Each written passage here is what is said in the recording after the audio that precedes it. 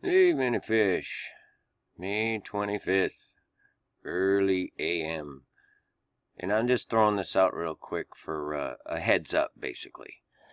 I don't know if you're aware, but when the Pope and Trump exchanged gifts, not only did Trump give the Pope a book on Martin Luther King Jr., the 60s civil rights activist who was assassinated, he also gave him a sculpture, unbeknownst to the rest of us, of a lotus flower, a blooming lotus flower, which immediately brought to mind to me this, which I'm not going to get into the symbolism right now of all this, but you can immediately see the sun implications, the golden circle with the dot, the apple shadow inside of the shadow of the black sun.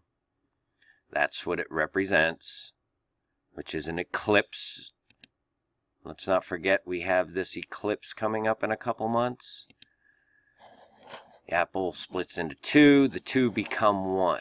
Now, the lotus is the resurrection, and they are performing some type of giant ritual without a doubt.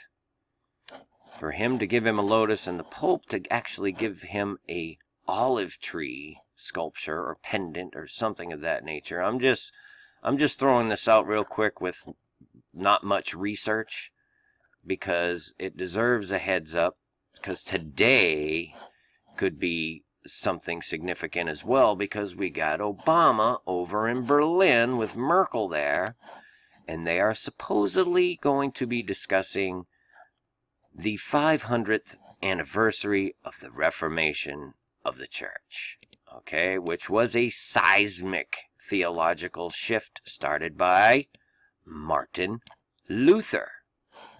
Well, these two didn't discuss Martin Luther or the Reformation, which is a gigantic deal in the religious world and the Christian world.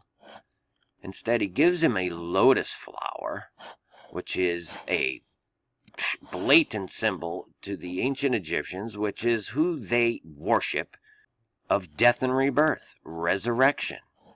And we got Obama at the Brandenburg Gate, which is a gateway modeled exactly after the Propylaea and the Acropolis of Athens. This is the gateway to the gods, the partition between man and God. And they are planning on breaking that partition and bringing their gods into this world. Just saying, that's what they intend to do. And there is a ton of validity to this because it is prophetic. There is a biblical aspect to this. You need to look at all this from a biblical worldview, at least to some degree. You have to understand what you're dealing with, because when they start rolling out the real stuff, you're not going to know what to do. And if you're aware of these things, you know, the more you know, the more you're going to be able to help your family and help others to get through this and to find Christ, to find true peace that they're never going to find through men on this contaminated earth.